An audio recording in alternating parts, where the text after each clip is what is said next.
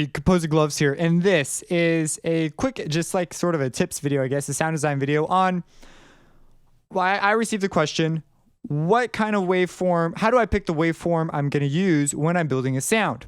Now, this seems like a pretty earnest question, but I thought it was going to be an easy answer. And then all of a sudden I realized it got more and more complicated as I went, because the waveforms that you choose to make your sound become more and more intricate as your sound gets more intricate.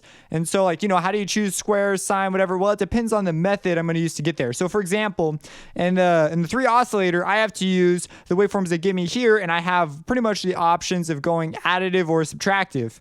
But if I go to like Citrus, for example, I have additive, subtractive, and FM. And now the FM will make me choose waveforms way differently than I normally would choose them. And so when I'm going after particular kinds of sounds, I have a different mindset about how I'm going to treat waveforms here than I do here. And then there's another one, is Harmer. And in this case, sometimes waveforms aren't even a question anymore. There's base waveforms are like whatever. You start off with a saw or a square, and you can make a sine wave really easy out of this.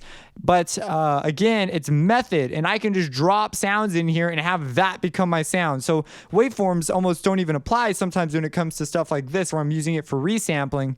And then it just gets crazier. There's one other example. Oh, wavetables like Serum or Massive. They use wavetables that scroll through a whole bunch of waveforms. So when you ask a question like, what kind of waveform am I going to use to build this kind of a sound? It's really a loaded question. It's more about the way you're going to get there. Understanding your effects and how they affect your sound, like what the effects do. So I have an FL12 effects series that'll show that. And understanding the general ideas about how to make particular sounds, which are what my sound design with is more about. It's more about like, oh, this is a typical way people make this kind of a sound.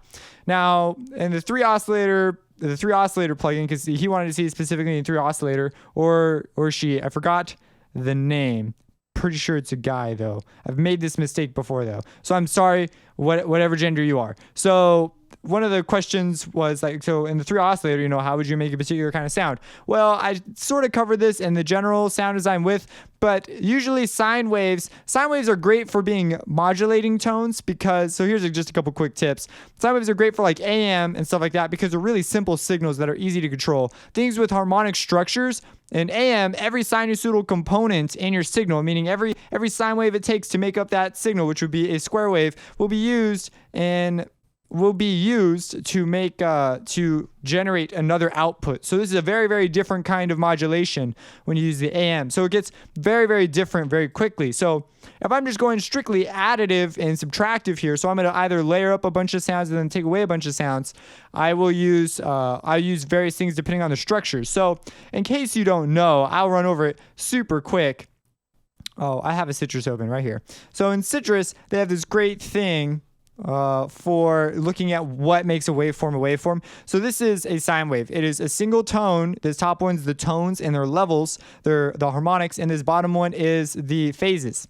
And so, for example, if I went to like a triangle wave, which is available in the 3 oscillator plugin, and I convert it to sine harmonics, you will notice that we have things getting softer every other, and the phase is all sorts of crazy. So the better you understand this, the more you can sort of guess the implications, but at the same time, it's just a timbre choice. So you just got to learn that that's what a triangle wave sounds like. Like, you just have to know that. And then if we were to go to like a triangle, let's go to a saw, you will notice that it has all its phases aligned all the way up, and they get softer and softer and softer as the harmonics increase forever. There's also something called the Gibbs effect, which comes into play here, which is a thing that some generators have. But in the 3 oscillator, which is why some saw waves sound a little bit different. Oh, I'm sorry. And you can hear aliasing on this one, whereas the Citrus, you don't hear any aliasing. So that right off the bat, Citrus is higher quality in that regard. Now, for you person using 3 oscillator, you may consider moving over to Citrus and just treating it like a 6 oscillator plugin, because you have individual envelopes for everything down here. So I highly recommend Citrus for subtractive synthesis. Like, yeah, it's just better. because you have so much more control over everything. Like in 3 oscillator, you're going to end up doing a lot of layering to make up for lack of control.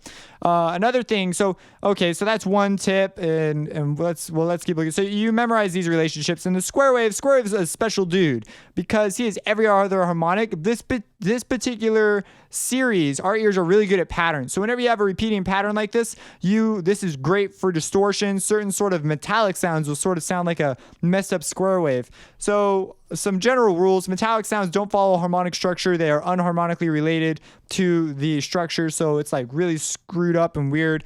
It's easy to demonstrate this. If I were to just play a saw wave and then just slightly move stuff using the prism knob, which is covered in my series, it will skew the harmonics around for me. And it already sounds pretty metallic. Then if you were to add some reverb and make it like a pluck, which wouldn't be that hard, you could see how we're getting quite metallic quite fast. And if we were to increase high harmonics and decrease some of the stuff around the middle and the highs, we get a very metallic sounding sound very fast, which is one reason why I'm an advocate of using something that encourages a workflow and focuses around a type of synthesis. It's just simply easier to do it than to try and accomplish the same thing here. But if you wanted to do it here, this is one way to do it.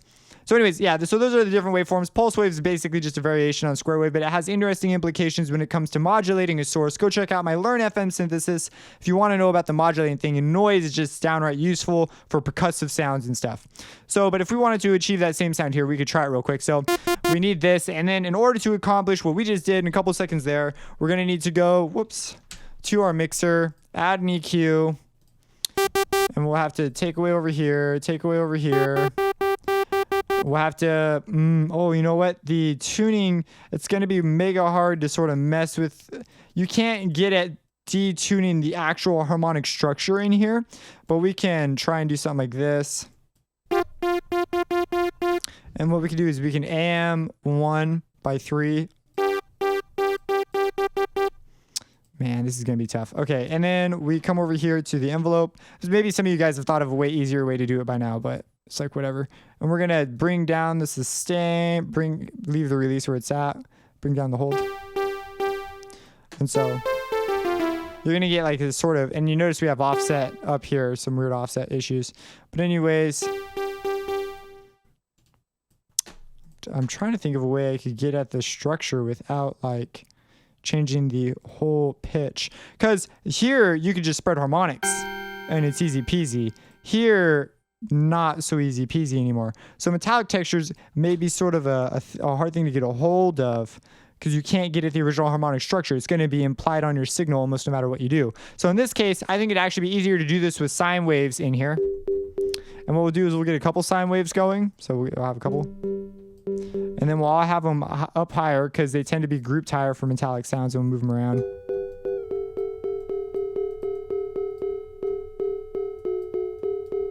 And we need this to be much faster. And to really make it sound metallic, well, not metallic, but to really make it just sound better, add a reverb.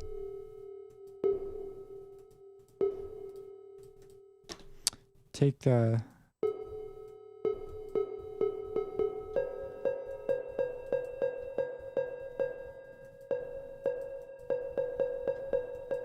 So anyways, that's cool. So, but let's say I wanted a lead or something. Saw waves and triangle waves are great because they offer all this extra harmonic content that when it's slightly out of tune with each other. So let's open up one. Saw waves are excellent for this type of thing. So 3 oscillator. And I'm showing you in here because he wanted to see it in here, but this applies for like any synthesizer, super easy. So you just pick a bunch of saw waves, check it out.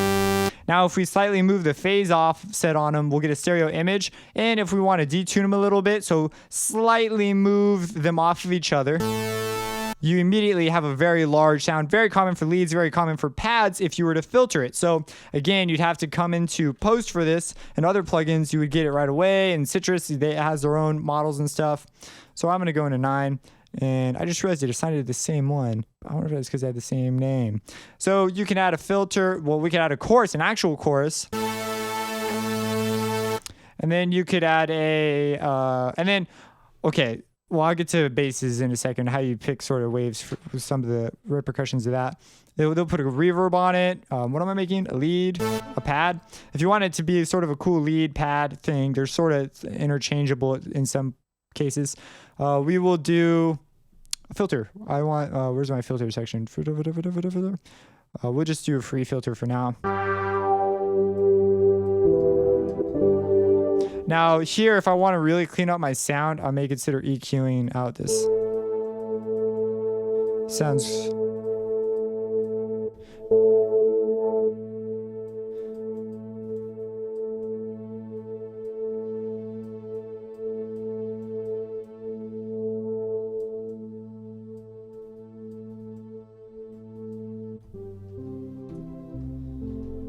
Now if we come over here, oh, you know what? I have Q on too. That's why that was so darn aggressive.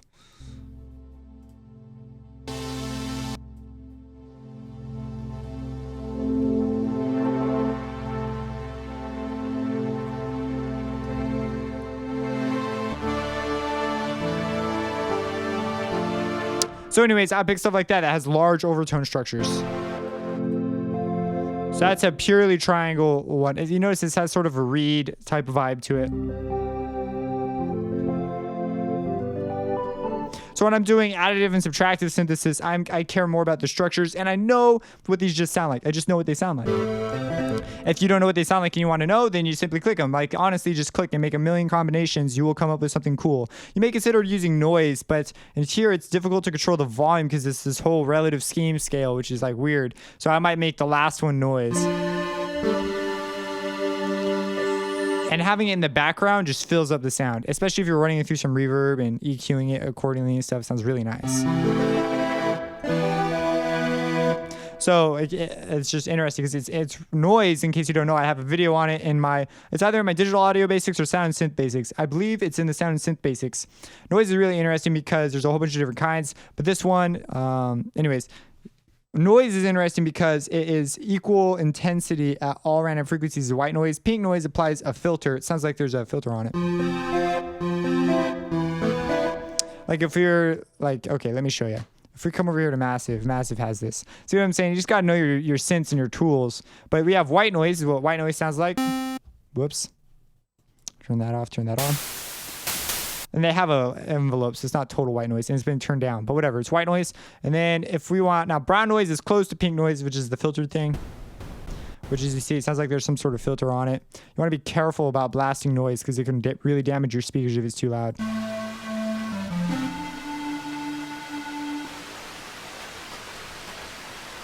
Sounds like, it sounds like white noise. Oh, it's because I'm running it. I'm like, but it doesn't sound like white noise. Why does it sound so funky? And then I'm like, oh yeah, I'm running it through an EQ, which is on this one. There you go, white noise. Beautiful, right? And it doesn't have a weird thing on it. So if I were to go for a noise generator, I'd go here. Yeah, I was like tripping out. I'm like, oh my gosh, is this white noise? It sounds really weird. So bass sounds. Let's really quick talk about bass sounds. So we have these here. This is really interesting. Okay, so this is stuff that you just kind of have to do to really understand how this works. First, you should just understand that bass sounds are like, they could be anything from just low notes, like therefore it's bass, or it could be stuff with a low fundamental and harmonics, or in some cases higher notes for some reason are called bass. So I'm going to turn off this. I just want to show you something. So bass is like it's mostly distortion. So if we were to add a wave shaper to this, or distortion, filtering, like literally you do everything you can to bass. So I'm just going to open up a quick distortion plugin just to show you. So you need to learn what harmonic structures sound like when run through wave shapers. You need to understand what a wave shaper is. Like you just need to learn what plugins are and what they do. That's the way to do it. So you read the manual, and you slowly acquire this information on like, oh, this is what it sounds like when it goes through this and through that, and you get better and better and better. So distortion profiles are very important though. So as you see, there's that. Now, if we were to do the same thing to, let's say, a saw wave, so there's that, you start getting this stuff where it pushes the top and the bottom.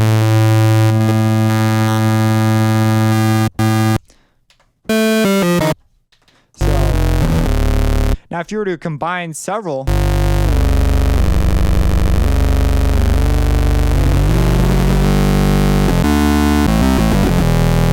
and then you were to slightly detune them, it's going to be hitting the distortion differently.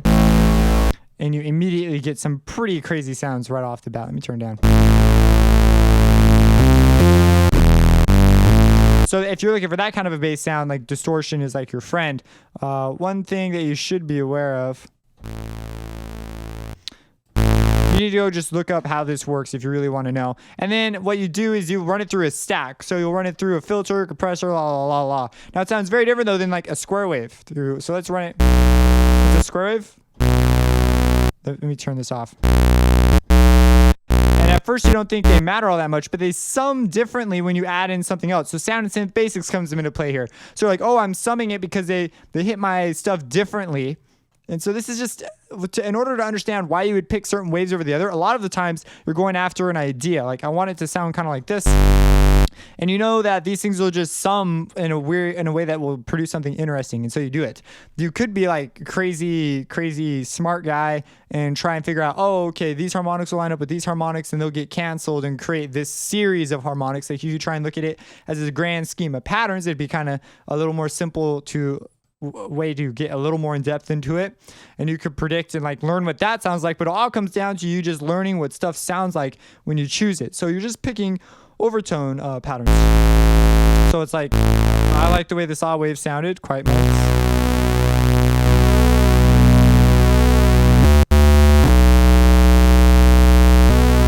So you notice that this changes how it sums quite a bit, and so it's because of the phases line up differently. And then we're moving the phase off a little bit, so this would make a big difference. You could hear it changing.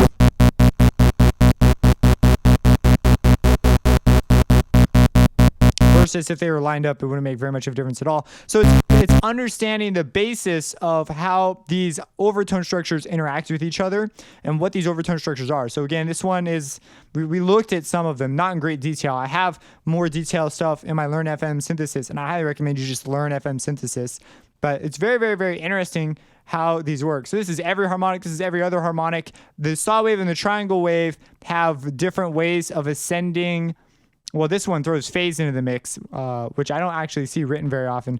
But they also have different methods of, so like the fifth harmonic will be 1/5 the volume of the fundamental, the seventh harmonic 1/5, la la la. And I believe the triangle wave, is the 1 over the squared value. So like the fifth one would be the fundamental. Let's say the fundamental is 100. Well then, no, I'm not giving an example. So let's just say 5 is in our bottom. So in a saw wave, you would have your fundamental frequency, and then your fifth harmonic would be 1/5 the volume. So it would be 1/5. And now in a triangle wave, you have your fundamental frequency, and then your fifth harmonic would be 1/5 squared. So it would be 1/125th the volume of your fundamental frequency. Now, if we go to our triangle wave and really quick analyze it, we will see that it gets softer way faster, and it gets so soft so fast. And this is phase, so it could stay the same or whatever. I don't even care. But you can see it gets way softer, way faster. Saw waves do it very differently. And again, if you might be wondering this, because I used to wonder this all the time. You see how we have, I wonder how big I can zoom this up to be. So you see how we have this thing, this wavy line? That's because they're telling the truth here. They're saying, which isn't very common sometimes for digital synthesizers to do. They would show you a nice picture of a wave. However, this wave is, you can see it rounds out. It's not a perfect line because that just doesn't exist. And so this can create issues. They have something that will actually smooth it out called the Gibbs, attenuate Gibbs phenomena, which is the introduction of high frequencies. I believe that is what that deal is as it gets closer to the corners. And so that'll fix it up. I'm trying to go off memory. I don't go to it a bunch. I tend to just remember what stuff does. If I got the Gibbs phenomenon wrong, just drop a comment and I'll be like, oh yeah, that's what it was, whatever. But anyways, the important thing is you can see that now we have used, now it's still gonna play this, but it sounds way different than if we were to go back to our saw wave. You can hear that clicking. And so if we go back to our saw wave, convert to sine harmonics, we get that back. So you can hear it doing, let me play some higher notes. So you can start to hear it doing its thing. And we could do, attenuate or remove Gibbs phenomena, which gives us a curve. which you can see our high content's gone away. At least you can hear it now. So now I'm relatively sure I was correct. Maybe I wasn't. Oh no, I don't know. So having a meltdown. That is that as far. Hopefully I've given you some good information. So this question, I'm just kind of trying to spitball ideas, trying to sort of throw, because your question reveals that your knowledge of additional plugins in sound design, it's just a hard question to answer. That's what I found, is that how do I pick my bass? It's not, I pick it based on whatever process I think I'm going to be running it through my extensive like auditory stuff auditory memory that I've built up of what stuff sounds like when I run through certain things. And by knowing what wave shapers do and knowing theoretically the structures of these, I can have directional creativity on where I want to go. And by knowing my effects, I can know what's going to happen when I run through here. What are the possible problems? It's what saves you time troubleshooting, is you're like, oh, it's that piece right over there, like piece number 783, because that piece does this. And therefore that. Like I was having this clicking problem in FL for the longest time. Whenever I moved my playlist marker, it was moving. And I knew that it was asymmetrical distortion. And I thought the whole time it was on the wave shaper. Someone pointed out though, and I tried commenting on your comment if you see this video, but I couldn't do it because YouTube wouldn't let me do it. I don't know why I can't comment on your particular comment. I'm really sorry I never got back to you. I was trying to say thank you, you are correct, but I couldn't do it. But he was right. I had asymmetrical distortion on in Harmor. Now listen. There you go. That's what it was. And it's funny because I've had this problem and I fixed it. I fixed that before, but look, now it's gone. And that whole thing, if you want to know, the reason it goes in through the master fader is a little bit beyond me. I don't completely understand what's happening there. But I know it's asymmetrical distortion is that because it causes DC offset, and I guess whenever I move it, its Harmor somehow updates to its current position is my guess. I don't know if that's correct. It's just a completely random guess. But anyways, that's that. So hopefully, again, I've answered some things. Hopefully I've shown you some cool things. So that's pad sounds, bass sounds. Lead sounds are again variations of just overtones. Sine waves can work really cool too. You may consider layering to give emphasis. So I haven't really talked about that. I guess I should give that real quick. So let's say that I've got like some stuff going on here, but then I want extensive control over one piece of my sound and I want to control it as a layer. Well, I could open up another one. So I could open up like let's just say that this is the sound of my dreams. Whoa, that's really loud. What the heck am I controlling? Am I even controlling this one? I am. It is because of the distortion. So there we go. Holy crap. Okay, so let's say it's the sound of my dreams and I want another sound. Well, in FL, you can do this really cool thing that some other DAWs cannot do. Like I couldn't find a way to do this in Pro Tools. But if we open this, hit select these two, and you can hit set children. These layers are really cool. And now I can control both of them through here. And then I can create a layer where maybe I want to control the emitter range of my stuff. And I don't want that one. Maybe I want it to be sine waves. And now when I control my layer, you could hear that sine wave in there. Now, if I wanted to give different emphasis to the structure and turn down this one relative to this one, and then I could pan things differently and process them differently. I could send them through different mixer tracks, but still play them intuitively as one thing. Otherwise, you could, other DAWs, the way they do it is they just write it out multiple times. So you could just do that too. You could just copy and paste the notes and stuff. I find it's just super annoying to do that sometimes. So it's like, oh my gosh, so many more buttons. Whereas you have this, like how great is that? They also have some cool random and crossfade options for manipulating through the different things that are in your layer set. But that is beyond the point. That is layering. So you may consider doing that too. That may be the way you choose your waveform. So once you understand the structures, you are really pretty set to go with understanding other methods of production and doing things with effects and the like. If you have any questions, let me know. Subscribe and have a blessed day.